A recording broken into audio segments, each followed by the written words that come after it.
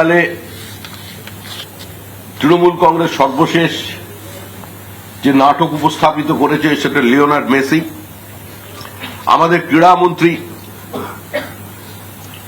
আবেগতাড়িত বাংলায় একটি পদত্যাগপত্র দিয়ে দিয়েছেন। তিনি শাক দিয়ে মাছ ঢাকতে চাইছেন, সেটা যদি ঢেকেও ফেলতে পারেন কিন্তু শাকটাকে ঢাকতে পারবেন না। ডিজি কে শোকস,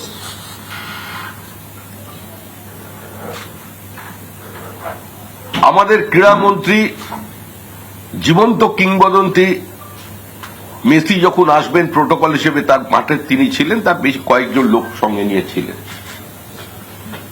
তো কাদের গ্রেপ্তার করা হচ্ছে? একজন অর্গানাইজারকে।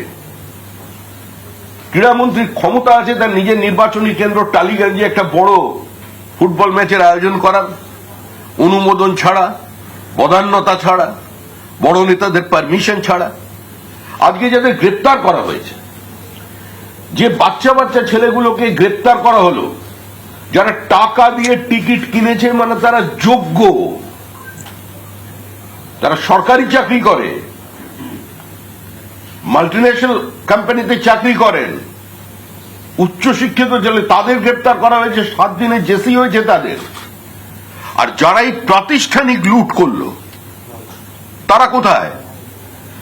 মেসিকে প্রথম 25 কোটি টাকা অ্যাডভান্স কে করেছে? এর মধ্যে কারা আছে? গোটা তৃণমূল দল যুক্ত।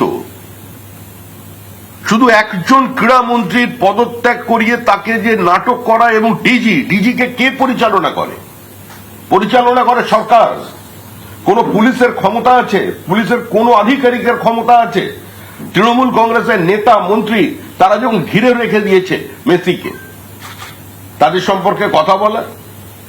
আর এই সমস্ত দৃষ্টিকের থেকে দূরে সরাবার জন্য এতদিন ছিল এসআইআর, ঢাল হিসেবে নিজেদের সার্বিক শিল্পায়নের ব্যর্থতাকে, বিনিয়োগে নিয়ে আসার ব্যর্থতাকে ঢেকে রাখতে চাইছিলেন। এখন আবার চ্যালেঞ্জ করছেন।